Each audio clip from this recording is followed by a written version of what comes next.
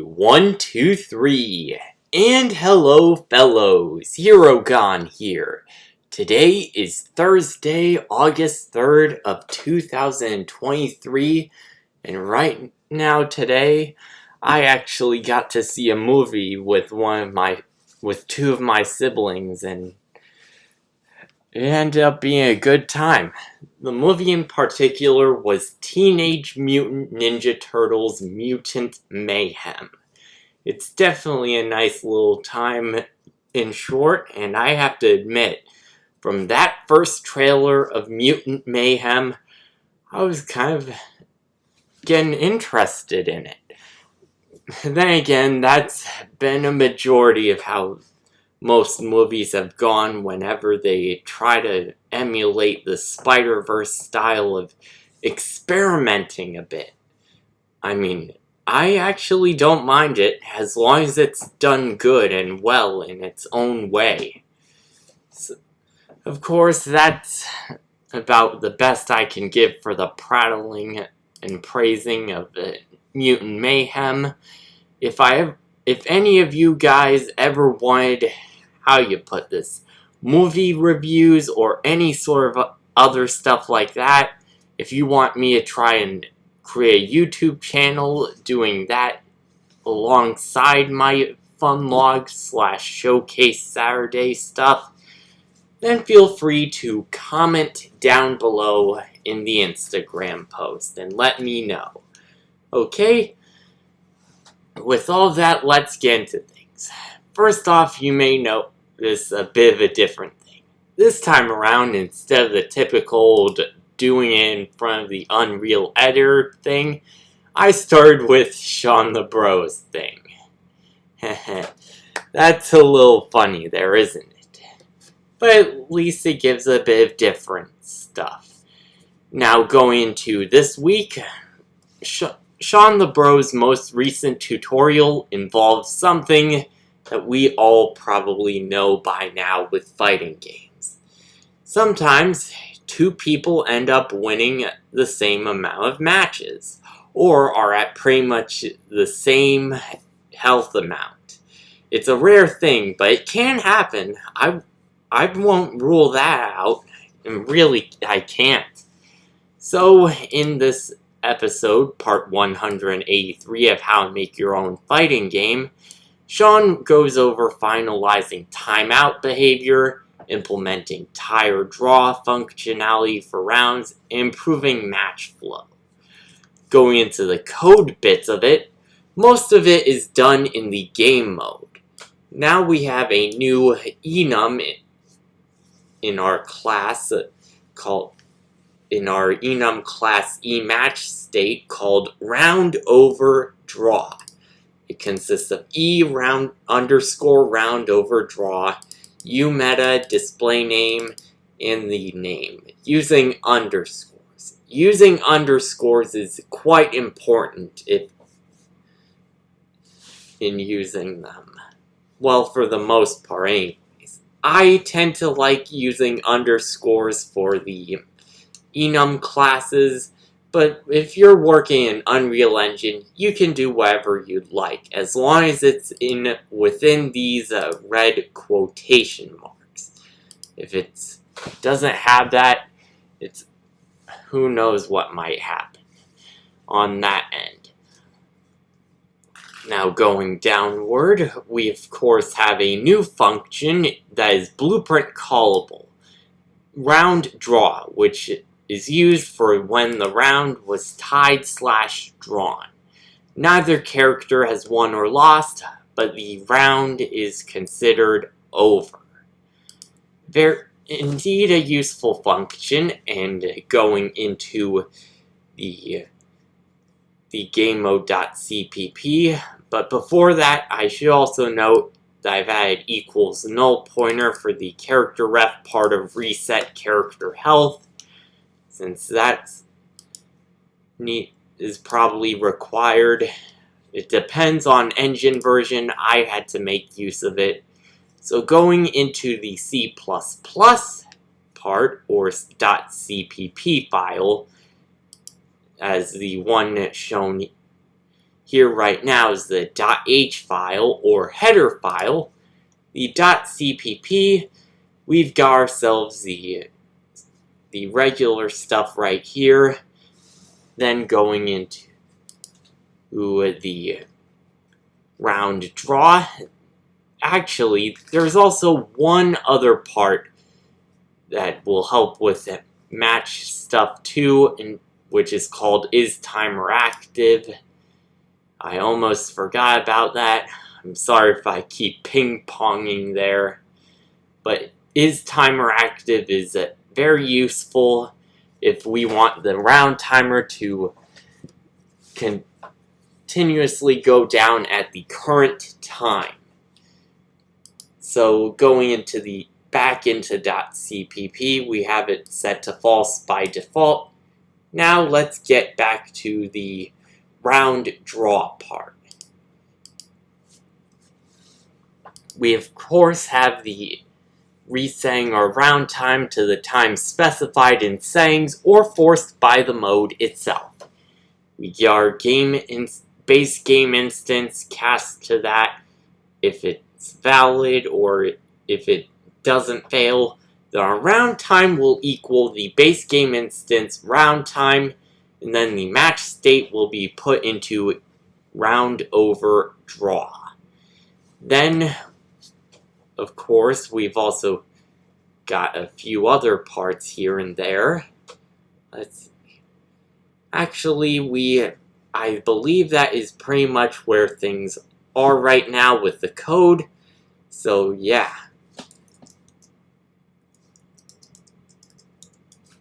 Then, now going into the blueprints themselves, there's two particular parts. The game mode BP and anim BP. In the game mode BP part, we of course have something in our event BP tick. In our branch, we now have this AND of Is Timer Active. I'm not sure if we've had that for a while. It's been quite a while. I have a hard time keeping track with things, and I definitely don't script a lot of these videos. So going into the time over part, there's a few new things. In particular, now the win round function, which was originally used for the target with just a simple target, we now use the round 1 function. And our winning character will be either player 1 or player 2 depending on things. Now note that in the false branch, if player 1's player health is greater than player 2's health, then the round will be won by player 1 if it's true, and we set our round time back to normal, or rather set it to that. And then in the false branch, player 1's player health is less than player 2's player health. If that's true, then player 2 will win the round, and we will set our round time again. Then in the false branch, we make use of our new round draw function. And the final part to all this is the anim blueprint. In this case, animations. We of course want to at least have our characters play some form of animation. So here we go. Now the typical transition rule from idle to round / match draw is a new thing, where if our game mode's match state is equal to round over draw, and that's true, then it will transition to that event. Then within round match draw itself, just a simple animation here, nothing more, just a mere placeholder in this small little framework. And then we go into the round match draw part itself, custom blueprint event of prepare next round after draw. Then in our event graph, we use IM Notify to trigger new round messages. And that is where you'll find the base game HUD function here. And then we've got all the average stuff from last time. Then going to the transition rule from round match draw back to idle, we have just the automatic rule based on sequence, player, and state. The typical old automatic rule based.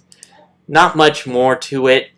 So yeah, that is pretty much where things are. So I'm going to go into the gameplay itself, do a bit of settings adjustments so things can be a little over quickly. Save. Then going into fight itself versus practice like always. And then into the mutant as usual, or Adam Mortem as he's been known for quite a while. We'll try to do 1 or 2 punches here. 1,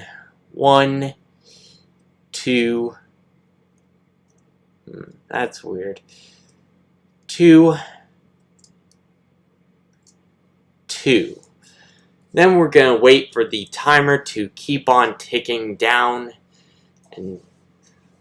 And while we're waiting for that, I'd like to actually show something of mine while we're waiting for all of that. I have officially tried doing some more 3D character model work.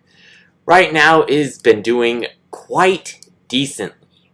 As a matter of fact, I've already gotten it segmented into different parts and even have rigged it. If you look right now, I can rotate the head and do plenty of other weird and wild things. It's entirely up to me what I'd like to do with this character. Granted, not everything's in place, as there's some clipping around the eyes, but other than that, it's a decent enough try, ironically enough. And if you notice, the eye texture itself is actually a layered one at that. So if I end up going here, and then pressing save, because I can edit externally from Blender, then I press Option R to reload, then boom, the eyes now look different. Now the reason why I'm doing this layered technique is because in Unreal Engine, it's pretty important to have the idea of customization. You want characters to have different eye colors, then layering your textures on top of more textures like what I did in Krita. That is where you're going to want things to be at.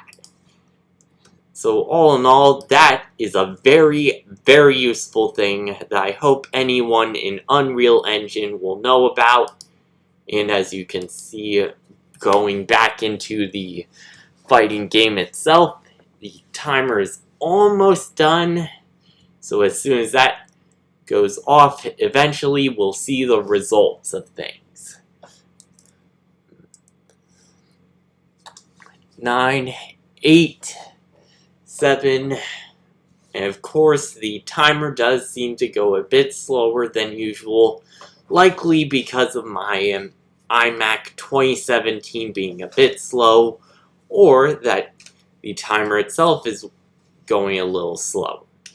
And once you see that, you'll see our characters do their round/match draw thing go off, and that is pretty much the basics of it.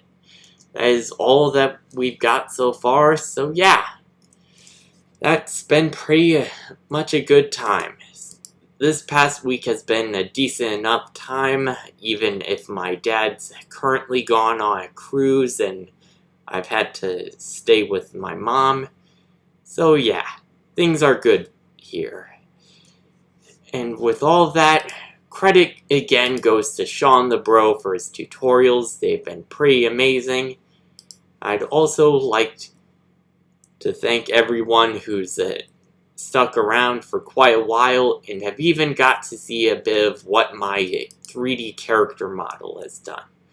Now, the credit for the character model's base, or at least the base mesh, actually goes to a man known as Salvatore Toto Ditrani. You'll look him up on Artstation and you'll find out. One day I hope to let everyone know more about Toto Ditrani and how his base mesh has helped me. So if you end up finding Salvatore Ditrani, I hope you give him a follow wherever he is at. He's definitely done some amazing work, especially on the Mario plus Rabbids games that he did with Ubisoft Milan. Anyways, I'm going to wrap this up right now, so with all that being said, I've been Herogon, you've been you, thanks for tuning in, and thanks to everyone that has stuck by, a special thanks to Salvatore Ditrani for his 3D character model that has served as a base mesh for my own retopologizing attempts to make this more simpler model on the surface. And that is the best I can say for now. And of course, a special thanks to Sean the Bro for his tutorials. They have been great. With all that, I've been Herogon, you've been you. Thank you for tuning in. I'm sorry if I've kept this thing going for so long with regards to the video length. Thanks for bearing with me on this one. Goodbye, everyone. I'll see you guys later.